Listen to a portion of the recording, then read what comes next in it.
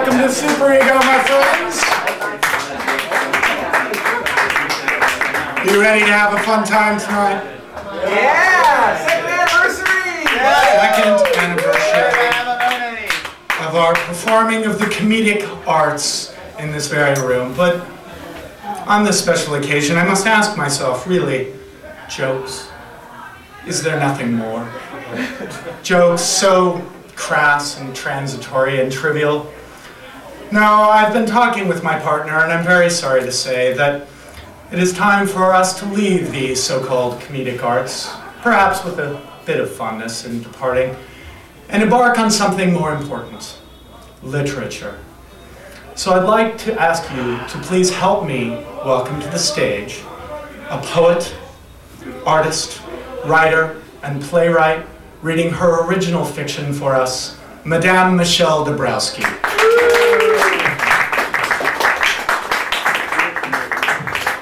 Thank you, Dale. That was inspiring to me.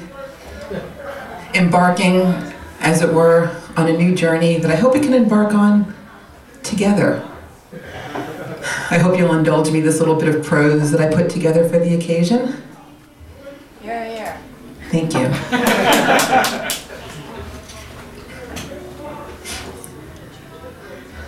It's something I'd like to dedicate to my partner in the fine arts of entertainment, literature, and poetry, Mr. Dale Sorensen. Someone with whom, had I not had him in my creative life, this story would not have been possible. Are we ready? I think we're ready. Thank you. Dale's evening. I saw Evan lingering after the show, which wasn't unusual, except that he wasn't at the center of a bevy of young, hot comics as was his usual mode of departure. Casually, I slung my leather jacket over my shoulder and strode over to him. Hey, good show tonight. I still can't believe you're making those jokes about your girlfriend. I patted him on the shoulder, my hand lingering briefly in a short, tight squeeze. Right, and I still can't believe you're gay. An exchange of banter we'd often had, except this time it was charged with an undercurrent of fire I had not heard or noticed before. I looked at him and he was peering over his glasses, staring at me like I was an icy cold long neck in the middle of a sweltering July afternoon. I was waiting to go to the men's room, but you know there's a line. Motioning outside but looking directly into my eyes. You know there's another bathroom, back here. I pointed past the sparkling red curtains and rough-hewn wood beams hiding drum kits and mic stands and untold passions. I'll keep you company while you wait. No band had installed itself back there yet, and the room was nearly empty, Dave Matthews filtering in over the jukebox outside as we stood, newly awkward, by the single-occupant restroom door. I playfully pushed his glasses up onto the bridge of his nose, lingering a bit longer than necessary, with my finger grazing his lips on the way downward. Take those off, you're way sexier without them. Dude, then I won't be able to see you. With a slight nervous laugh. You don't need to see, just to feel. I leaned closer, whispering in his ear, catching a faint but sensual smell of Budweiser, tobacco, and marijuana. He shuddered visibly as I placed my lips against his neck, then pressing more firmly like a demon vampire in the shadows, stealing his victim's mortal heterosexual soul. Slowly, he shifted his warm, trembling body closer to mine. His arms pulled me towards him with a sudden, inexplicable urgency.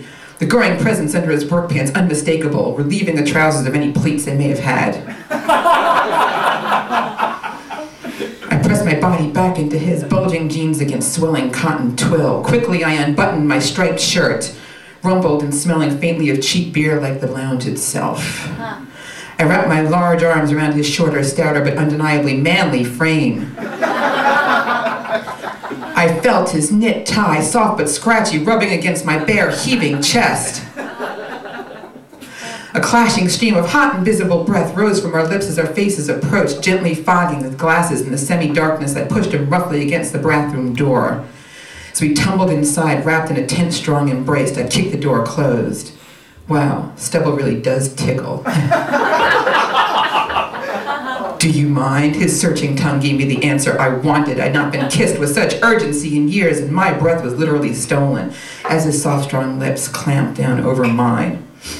Our hands reached furtively downwards, untangling a male confusion of belts and buttons and underwear until we were laid bare, no longer tentative but rock hard and definite in purpose. Turn around. He had no choice but to succumb to my darkest wishes, so I grasped him firmly, wrist behind his back, bound quickly and quietly by the loosened tie. The tight bathroom was a bit of a squeeze, but our bodies knew what they wanted as we entangled back to front, lubricated by sweat and saliva and longing of my throbbing cock. So engrossed were we in achieving this final connection that we failed to notice the murmuring and the shaking of the door as I bent him over the sink, hands firmly on his hips. The door was open to the sound of fertile male moaning. I froze in place until a masculine hand caressed me between the legs. Oh, yes. Oh, this is incredible. I could hear Chris and Corey, and I could smell the whiskey being dripped over Joe's head, and I could hear Dan in the corner doing something ungodly but oh so unmentionable. This is so gay. This is so gay. The flurry of zippers and buttons and hands and cocks and balls and asses was utterly magic, and no one gave us the light that night. Thank you. I hope you enjoyed my little tale, a little tale of a night of romance and wonder. And I now would like to introduce my co-host, my partner in the fine arts, Mr. Dale Sorensen.